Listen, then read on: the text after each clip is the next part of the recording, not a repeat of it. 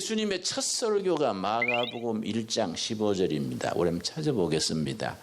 마가복음 1장 15절. 예수님의 첫 메시지입니다. 이르시되 때가 찼고 하나님의 나라가 가까웠으니 회개하고 복음을 믿어라. 예수님의 첫 설교지요. 때가 찼고 하나님의 나라, 바시레이아 투 데우스, 킹덤 오브 갓, 하나님의 나라가 가까이 왔다. 어디까지 가까이 왔느냐? 영어 성경은 이렇게 번역한 번역본이 있습니다. The kingdom of God is at hand. 손 닿는 자리까지 왔다. 하나님의 나라가 얼마나 가까이 왔느냐? 유대인들은 수천 년, 수백 년간 하나님의 나라를 기다려왔거든요. 왔다, 이제 왔다. 어디까지 왔냐? 너희들이 손뻗치면 닿는 데까지 왔다. 그 예수님 자신이 바로 하나님의 나라다. 때가 차서 하나님의 나라가 너희들 손 닿는 자리까지 왔다. 사람들이 해야 될 건 뭡니까? 회개해라. 믿어라. 회개하라. 복음을 믿어라. 이 때가 찼고 이 때라는 단위가 참 중요합니다. 이건 늘 명심해야 됩니다. 우리말엔 때, 영어로는 타임 단어가 하나지만은 헬라어로는 때라는 단어가 두 가지입니다. 하나님의 때, 카이로스, 사람의 때, 크로노스. 단어가 달라요. 카이로스가 나오면 하나님의 때구나. 크로노스는 사람의 때구나. 내가 인생 살아보니까 하나님의 일을 쓰임 받으려면은 때를 기다릴 줄 알아야 돼요. 기다릴 줄 모르고 조급해지면 문제가 생깁니다. 그런데 우리 한국인들이 좀 조급하지 않습니까? 때가 아닌데 나서가지고 일을 망쳐놓는 겁니다. 카이로스, 하나님의 때야 되는데 우리가 조급해서 사람의 때를 앞지르는 거예요. 크로노스로. 그럼 일이 잘 되는 듯 하다가 사달라는 거지요. 예수님이 때, 카이로스가 왔다. 카이로스. 때가 차고 하나님의 나라가 손 닿는 데까지 왔다. 회개해라. 복음을 믿어라. 여러분, 때를 잘 분별하고 기다릴 수 있는 지혜가 있으시기 바랍니다. 아, 이 중요한 거지요. 굉장히 중요하지요. 예. 예수님의 첫 설교. 예수님의 마지막 설교가 사도행전 1장 3절 4절인데 부활하신 뒤에 승천하기 10분 전에 5분 전 직전에 하나님의 나라에 대해서 가르치시더라. 예수님은 첫 설교부터 마지막 설교까지 하나님의 나라예요. 하나님의 나라가 성경 전체를 커버하는 거 아니겠습니까? 우리 신앙생활에 예수님이 전하신 메시지의 주제지요. 주제. 그걸 신학에서는 키워드, 열쇠가 되는 말씀이 하나님의 나라지요. 구약에서부터 계시록까지 일관되는 겁니다. 하나님의 나라. 그 하나님의 나라가 이루는 것이요. 우리 아브라함이 75세 부르심을 받았습니다. 창세기 12장 1절입니다. 우리 한번 찾아보겠습니다. 창세기 12장 1절. 창세기는 50장까지 이루어져 있는데 50장을 전편, 후편으로 가릴 수 있습니다. 전편은 1장에서 11장까지 전편, 후편은 12장에서 50장까지가 후편인데 전편을 세속사, 하나님이 없는 역사는 어떻게 가느냐? 그 최고가 바벨탑이지요. 12장부터 새로운 역사가 시작되는데 그걸 구속사, 12장부터 50장까지 하일 게시어테 구속사. 12장에서 아브라함을 부르시면서 구속사가 시작이 되는데 12장 1절 여호와께서 아브라함에게 이르시되 너는 너의 고향과 친척과 아버지의 집을 떠나 내가 너게 보여줄 땅으로 가라. 떠나가라. 아브라함을 하나님이 부르시고 떠나가라 했습니다. 이게 이제 헬라어에는, 히브리어에는 떠나가라가 에끄르캄입니다. 에끄르캄. 떠나가라. 에끄르캄. 근데 에끄르캄이라는 히브리어가 굉장히 깊이가 있어요. 이걸 깊이 히브리어에서의 에끄르캄은요, 네 가지로 해석할 수 있는 깊이 있는 그 함축성이 깊은 단어입니다. 첫째는 결단해서 가라. 에끄르캄. 둘째는 네 스스로 가라. 세 번째는 이 참 중요해요. 본질로 가라. 본질. 지금까지 살던 일상적인 자기 삶에서 떠나서 본질을 추구해서 가라. 네 번째는 이게 참 중요하지요. 미래를 향해서 가라. 가나안 땅 미래를 향해서 가라. 그래서 우리들 크리스찬들에게는 항상 미래가 다가오지요. 미래. 기독교적인 역사관, 기독교적인 인생관은 항상 미래지향적입니다. 미래를 향해서 가라. 그랬는데 아브라함이 바라보고 떠나간 그 미래가 어떤 미래냐? 히브리서 11장에 아브라함이 75세에 에끄르캄 떠나가라에 순종해서 간 그 삶의 결단 중심에 뭐가 있느냐? 히브리서 11장 8절에서 10절 사이에 믿음으로 아브라함은 부르심을 받았을 때에, 창세기 12장 1절에서 부르심을 받았을 때에 순종하여, 그 아브라함의 신앙을 순종하는 신앙이라 하지요. 장래 유업으로 받을 땅에 나아갈새 갈 바를 알지 못하고 나아갔으며, 10절 뭘 보고 아브라함이 나갔느냐? 10절 이는 그가 하나님이 계획하시고 지으실 터가 있는 성을 바랐음이라. 하나님이 시장이시고 하나님이 성주시고 하나님이 다스리는 나라, 하나님의 나라를 바라보고 아브라함이 순종한 거이지 그냥 뭐 이상한 게 아니다. 이게 하나님의 개념이 아브라함한테 확실히 있었다. 하나님이 경영하시는 시, 하나님이 경영하는 성, 그걸 바라보고 나갔다. 히브리서에서 그렇게 해석을 했습니다. 이스라엘 백성들이 애굽에서 길고 긴 종살이 하다가 해방 공동체를 이루어서 출애굽해서 가나안 땅 보고 나갔지요. 그걸 모세가 어떻게 해석을 했냐면은, 그러니까 하나님의 나라에 대한 개념이 성경에서 전반적으로 밑에 흐르는 겁니다. 이스라엘 백성들이 애굽 종살이에서 해방돼서 가나안 땅으로 간 것이 그냥 민족적으로 정치적으로 해방된 게 아니다. 그 사람들의 마음속에 더 깊고 더 높은 영적인 추구가 있었다 이거지.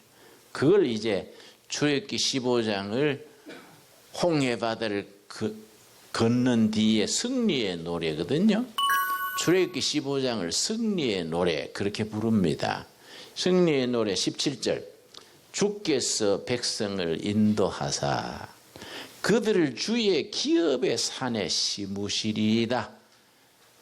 애굽 종살이에 벗어나서 가나안 땅 가는 것을 하나님의 기업의 산에 올라간다 이거지요. 여호와여 이는 주의 처소를 삼으시렸고 예비한 것이라. 주여 이것이 주의 손으로 세우신 성소로소이다. 예루살렘 가나안 땅이 하나님이 세운 성소, 성전, 거룩한 땅이다. 하나님이 다스리시는 하나님의 나라다 이거지요. 그 18절 여호와께서 영원 무궁하도록 다스리시도다 하였더라. 벌써 출애굽 가나안 땅 가는 게 의미가 달라지지 않습니까? 이걸 뭐 정치적으로 민족적으로 그냥 대이동했는 걸로 해석하면은 성경의 격이 떨어지지 않습니까? 가나안 땅이 하나님이 지으신 성소, 하나님이 다스리는 땅, 하나님의 나라를 바라보고 나갔다.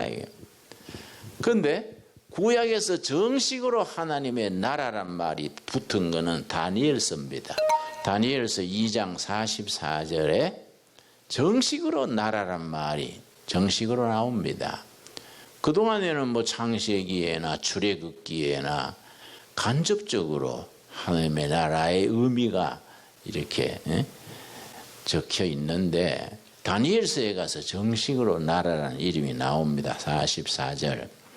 이 여러 왕들의 시대에 하늘에 하나님이 한 나라를 세우시리니, 하나님이 세우신 나라, 하나님의 나라지요. 세우시리니 이것은 영원히 망하지도 아니할 것이요, 그 국권이 다른 백성에게로 돌아가지도 아니할 것이요, 도리어 이 모든 나라를 쳐서 멸망시키고 영원히 설 것이라. 모든 나라가 간판 내리고 하나님이 다스리는 영원한 나라, 하나님의 나라지요. 다니엘서 2장에 가서 처음으로 하나님이 나라를 세우신다. 근데요, 우리 민족, 우리 역사에 참 하나님의 뜻이 참 고비고비 드러나 있는데, 1919년 우리 3.1 만세 운동 때, 1919년 그때 우리 전 국민 중에 기독교인은 1.7%밖에 안 됐습니다. 전 국민 중에. 그런데 민족 대표 33인 중에 16명이 목사님, 장로님, 집사님들이었거든요. 그러고 3.1 만세 운동 때 만세 운동을 일으켰는 그 지도가 있습니다. 이 지도를 보면요, 75%가 교회를 중심으로 만세 운동이 일어났습니다. 그런데 3.1 만세 운동이 이제 실패를 하고 40일 뒤에 민족 대표들이 중국 상해로 망명을 했습니다. 그러니까 40일 뒤니까 1919년 4월 10일, 그때 벌써 상해에 모여가지고 임시정부 세우는 의논을 했습니다. 그때 임시정부를 발기하는 그 선언문이 있습니다. 지금 남아있어요. 내가 그걸 읽고요, 아주 내가 참 눈시울이 뜨거웠습니다. 그 임시정부를 세우고자 하는 그 선언문에 무슨 구절이 있냐면은, 5등은 우리는 조국 조선반도에 3.1 만세 운동을 통해서 신국을 건설하고자 했다. 하나님의 나라이죠. 그냥 정치적으로 민족적으로 독립하는 게 아니다. 우리가 3.1 만세 운동을 통해서 일제 강압해서 정치적으로 민족적으로 그냥 독립하는 걸 넘어서서 우리 조선반도 조국 땅에 하나님의 나라를 건설하고자 하는 그런 비전을 가졌다. 우리 선배들이 그런 걸 썼어요. 뭐 그분들이 뭐 신학 박사입니까? 뭐 그 사람들이 뭐 철학 석사입니까? 그냥 그 선배들이 다 가방끈이 짧지 않습니까? 그런데도 임시정부를 세우면서 5등이 우리 조국 조선반도에 하나님의 나라 신국을 세우려고 우리 독립운동을 만세운동을 했다. 그거 참 우리 가슴에 닿는 얘기지요. 그런 비전, 그런 이상이 있었기 때문에 일제시대 해방공간의 기라성 같은 민족 지도자들이 크리스찬들이지요. 그 전통을 이어가야 되는데 우리 후배들이요, 너무 좀스러워요. 저도 47년 목회했는데 가로늦게 반성해요. 우리 선배들의 그런 비전, 그런 열정, 하나님 사랑과 조국 사랑, 예수 사랑과 이웃 종포 사랑을 한 가슴에 품었던 그 가슴에 비해서 우리는 너무 소인배다 이 말이에요. 우리가 지금 반성해야 됩니다. 우리가 선배들의 그 신앙의 맥을 이어가야 돼요. 아멘 하지요? 우리가 지금 반성할 때입니다. 우리가 이 하나님의 나라, 이게 뭐 주기도문의 나라 임하옵시며 끝날 게 아니지 않습니까? 우리 신앙생활의 한결같은 목표가 우리 조국 땅에, 북한 땅에 하나님의 나라를 세우고 거기서 한 걸음 나아가서 통일 한국 시대에 우리가 아시아에 하나님의 나라를 세우겠다. 그런 포부와 기백, 그런 경륜을 우리가 가져야 된다. 그래야 하나님이 쓰시지 않겠습니까? 자기 예배당만 쳐다보고 뭐 그냥 골목대장처럼 목사들이 문제가 있어요. 목사들이. 이거 우리가 참 지금 회개해야 됩니다. 나라 임하옵시며. 근데 신약에서는 예수님의 첫 설교에서 마지막 설교까지 하나님의 나라라 그랬지요. 사도시대에도 사도행전 28장까지 있는데 사도행전 28장 끝부분에 사도들이 하나님의 나라를 열심히 전했다. 예수님 때나 사도시대에나 선포하는 메시지의 주제는 하나님의 나라라. 근데 우리가 까먹고 말이지요. 응? 그러고 있으면 우리가 안 되지요. 예. 신약에서는 하나님의 나라를 이해하려면 기본적으로 5가지를 이해해야 됩니다. 신약적인 관점에서. 첫째는 요한복음 1장 12절입니다. 신약에서 하나님의 나라 이해에 몇 가지가 필요하다고요? 5가지. 우리 복습하면서 들읍시다. 1장 12절. 영접하는 자. 예수님을 자기 개인의 주인으로 퍼스널 로드로 영접하는 자.